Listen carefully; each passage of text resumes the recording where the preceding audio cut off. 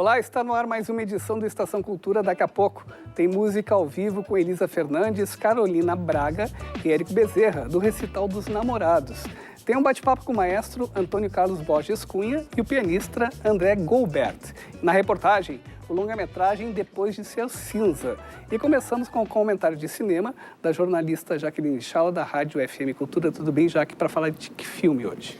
Neve Negra, que é um filme argentino, foi um dos grandes sucessos do cinema argentino esse ano, mais de 700 mil espectadores no país, e é um filme que reúne grandes atores do cinema argentino atual e inclusive veteranos como Federico Lupi. Bom, em primeiro lugar, claro, tem o Ricardo Darín, tem o Leonardo Sbaraglia.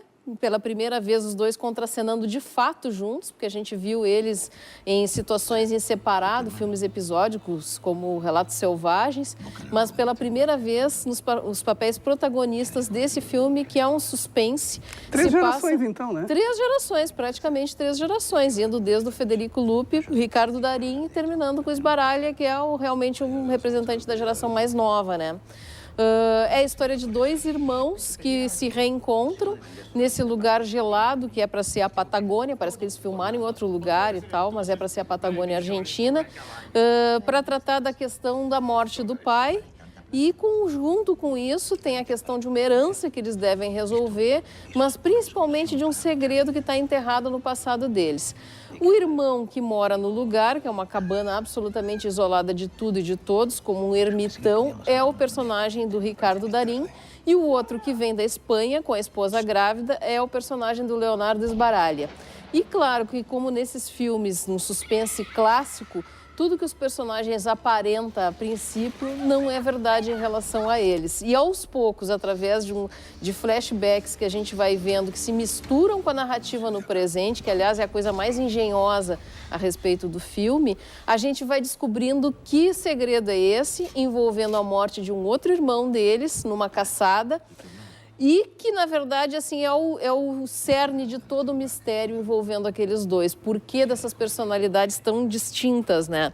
Agora, o que é interessante no filme não é tanto esse suspense, mas é o fato dele revelar aspectos da personalidade, de um modo geral, de uma maneira generalizante dos argentinos, como essa sede pela violência, por essas coisas, esses esportes violentos como a caçada e essas coisas assim que demonstram a sua macheza e tal. Tem uma alma argentina no filme que eu acho que está ali embutida, tá? E que traz todo esse... Tá todo no cerne desse envolvimento deles com a relação conflituosa que eles tinham com o pai que era violento e abusivo. Bom, não vou revelar mais coisas porque aí seria spoiler do filme, mas acho que vale a pena, é um filme que interessa, especialmente porque é dos nossos irmãos aqui, conterrâneos argentinos. E falar a legião de grandes fãs, atores, né? E grandes atores, claro, né? E tem a presença aí da Laia Costa, que é uma atriz espanhola. Aliás, a personagem dela é a mais interessante de todo o filme. Já que todo sábado tem o programa Na Trilha da Tela, na Rádio FM Cultura 107,7. Qual é o tema desse final de semana? É um filme que eu comentei há pouco aqui, que é uma dama de óculos escuros com uma arma no carro, que é uma refilmagem, é um longa francês-belga, é uma refilmagem de um outro longa lá de 1970, do Anatoly Litvak, e que traz na trilha sonora muito rock, pop e também algumas músicas assim mais pro soul, pro blues, lá dos anos 60, 1960, que é a época em que o filme é para ser contextualizado. E a Jaque está de aniversário hoje, então, em nome da equipe do Estação Cultura, parabéns. Obrigada, surpresinha no final. Quero o bolo. Depois do programa. Bom, e após locações na Croácia, a equipe do longa-metragem Depois de Ser Cinza está filmando em Porto Alegre. Nossa reportagem acompanhou um dia de trabalho da produção. Na trama, as histórias de uma artista, uma antropóloga e uma terapeuta que se relacionaram com o misterioso Raul. Esse é o primeiro longa do professor de cinema Eduardo Van Macker. A história ela começa na Croácia, mas no tempo futuro. E dali, então, a gente vê o desenrolar dessas relações que são 3 casais que se formam dentro do filme, né? Muita coisa acontece na história, nesse período. A gente tem muitas transformações emocionais desses 4 personagens e isso eu acredito que seja o mais importante do filme. Dispensa apresentação, né? O Raul, ele é um cara de Porto Alegre, né? Ao longo desses 5 anos a gente vê que ele estuda antropologia, depois ele se torna um antropólogo. E é um cara misterioso, né? Assim, em um momento... eu acho que esses 3 momentos que ele vive com essas 3 mulheres diferentes também revelam 3 facetas do Raul. Né? Então, é um personagem que a gente consegue ver ele de vários ângulos, né? Então, tem um momento mais misterioso, um momento mais denso, tem um momento mais leve, né? Mais jovem, né? Tem um momento muito íntimo, né? Que é quando ele encontra a Manuela. Então, é um personagem que eu acho que a gente vai conseguir ver ele por vários ângulos aí dentro do filme. Ele é um roteiro não linear, assim, ele é um roteiro difícil, foi muito difícil para mim escrever ele. Eu comecei em 2008, então já quase 10 anos. Óbvio que eu não fiquei tempo todo da minha vida só fazendo isso, mas eu sempre voltava para ele. A gente teve a felicidade de ele ter sido premiado num edital, então eu pude ter tempo de uma maneira remunerada para desenvolver ele. Eu pude ir para a Croácia, que é onde se passa uma parte do filme, para poder me concentrar e escrever. O jornalista Muniz Sodré participou das gravações aqui na capital gaúcha. Eu adoro cinema, todo tipo de cinema, desde filme de cowboy, filme de detetive, até Bergman, que é ídolo, e Buñuel. Mas eu sou um espectador. Eu fico muito lisonjeado que tenham me convidado para dar uma aula, para figurar num filme. As filmagens de Depois de Ser Cinza ocorrem até a metade do ano. O filme tem previsão de estreia em 2018. A gente teve muita troca antes de começar as filmagens, né? Eu acredito muito numa conversa e no entendimento sobre o filme e sobre os personagens. Então, para mim, independente do ensaio que a gente teve, que foi pouco, as conversas e uma relação e uma troca profunda, afetiva, foi muito importante para o filme. A gente confia muito no outro. E isso também está muito explícito na tela.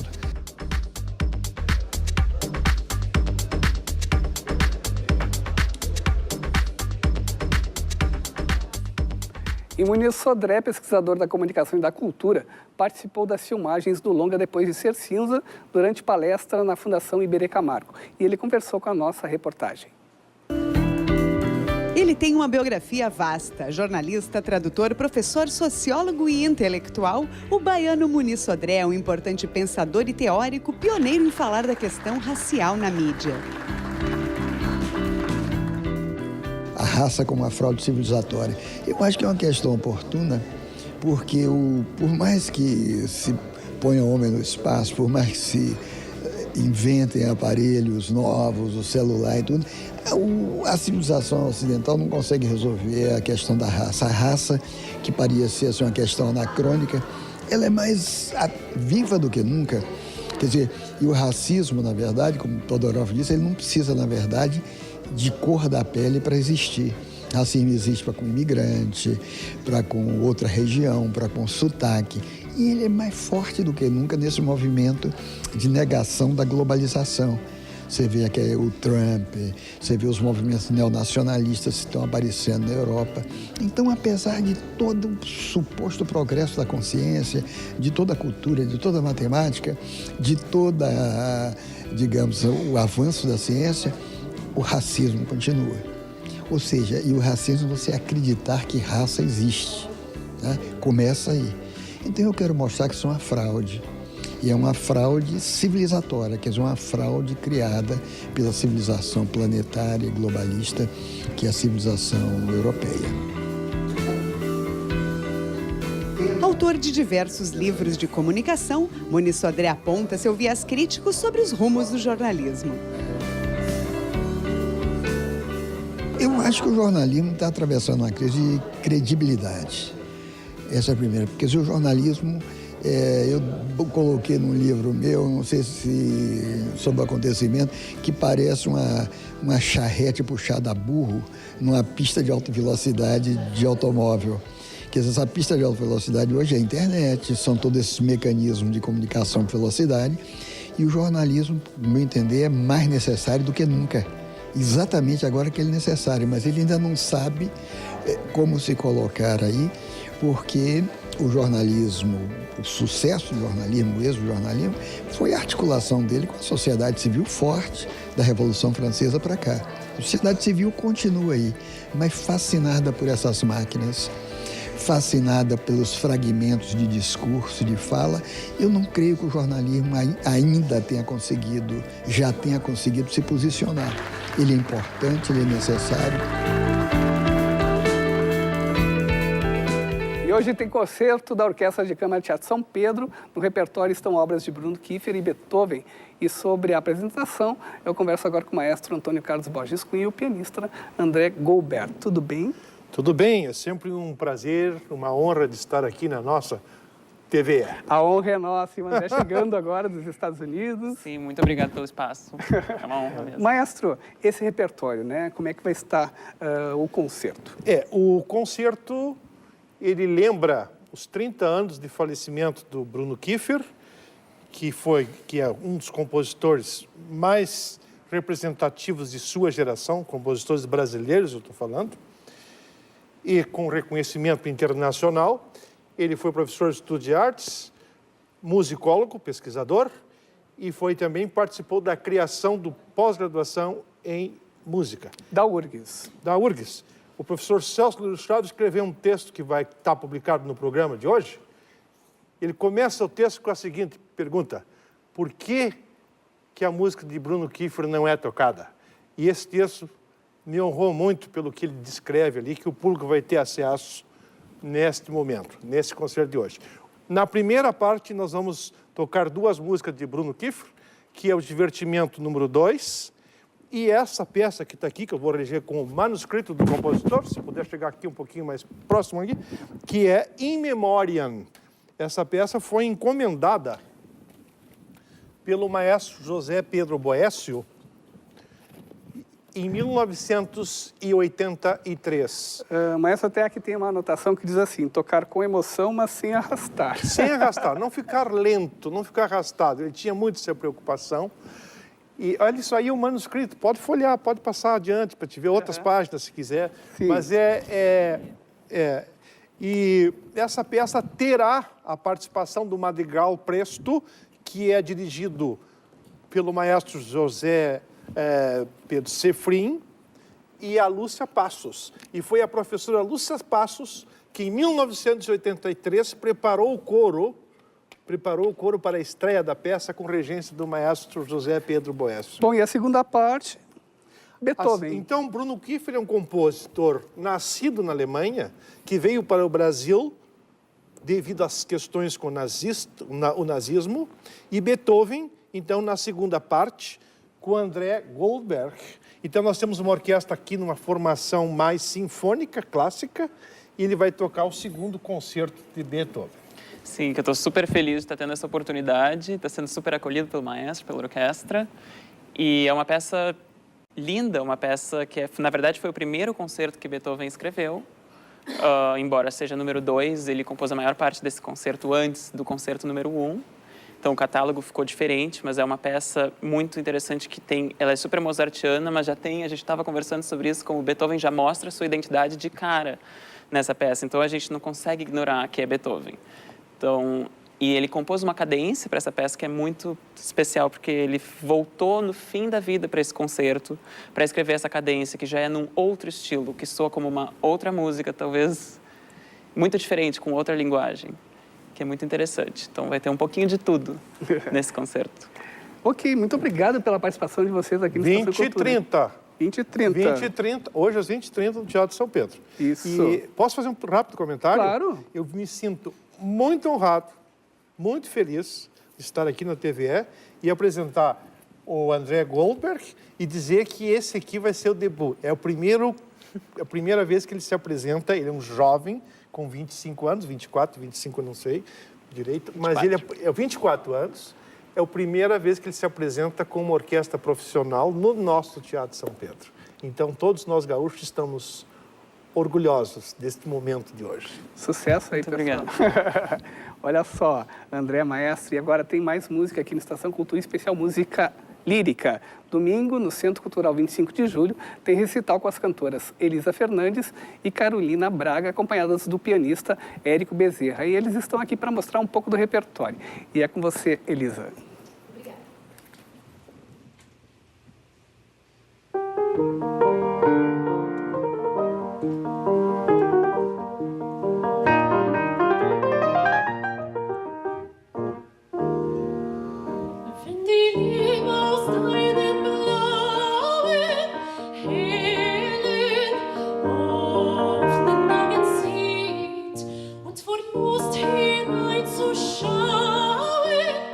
Mir sin Herzen klopft und glüht.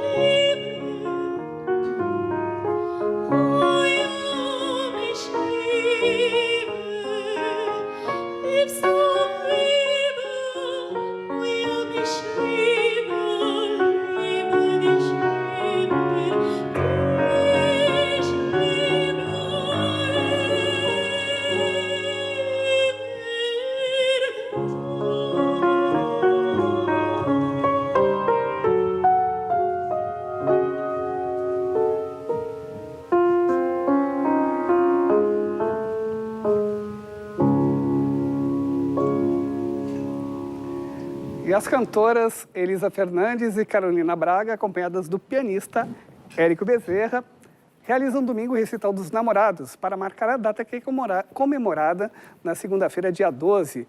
A apresentação vai ser às 4h30 da tarde no Centro Cultural 25 de Julho. Tudo bem, pessoal? Tudo ok. Bom, como é que vai ser esse repertório? É um repertório de canções de câmara que a gente juntou. É basicamente classicismo e romantismo, acho que a gente tem, né, dentro do repertório, e são canções românticas que falam sobre o amor de diversas formas, assim, desde paixão, aquela paixão avassaladora, desde sentir falta daquela pessoa que já se foi e ainda amar ela do fundo do coração, coisas. É bem variado o repertório dentro do romântico, assim. Carolina, alguns compositores que estão no repertório. A gente temos canções de Mendelssohn, Mozart, Ravel, Bellini. Está bem variado, né? Muitos compositores, como a Elisa comentou, partindo dessa tradição gigante de ópera, como Bellini, assim como e Mozart também, ótima tradição de períodos bem diferentes, né? Então está bem interessante o programa. Vocês também, vocês duas como cantoras também trabalham dentro do universo da canção popular, né? E a gente está aqui pensando em algo hoje que a gente considera clássico, lírico, enfim, mas que na sua época era bastante popular. A gente tem como fazer uma relação entre essas épocas? Na questão do amor, né? Gente... Mas, enfim, para vocês, né? Eu acho que principalmente quanto à temática, né? Obviamente, o amor, ele foi, se não o maior sentimento traduzido em todas as épocas, de todas as formas possíveis.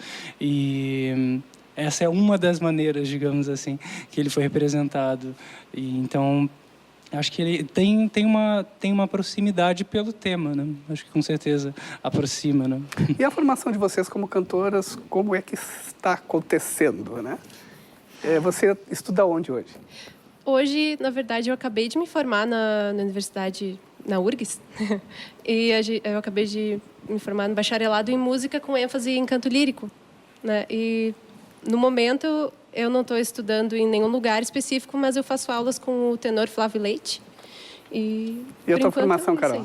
Eu fui colega da Elisa, né? Então, a gente nos formamos juntas. Eu também sou aluna do Flávio Leite.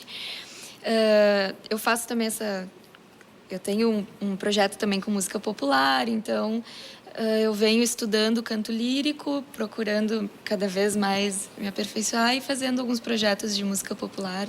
E a tua trajetória, Érico? Passou como as duas, passou pela URGS, pelo bacharelado, eu fiquei 2 anos fora na Illinois State University fazendo mestrado, terminei.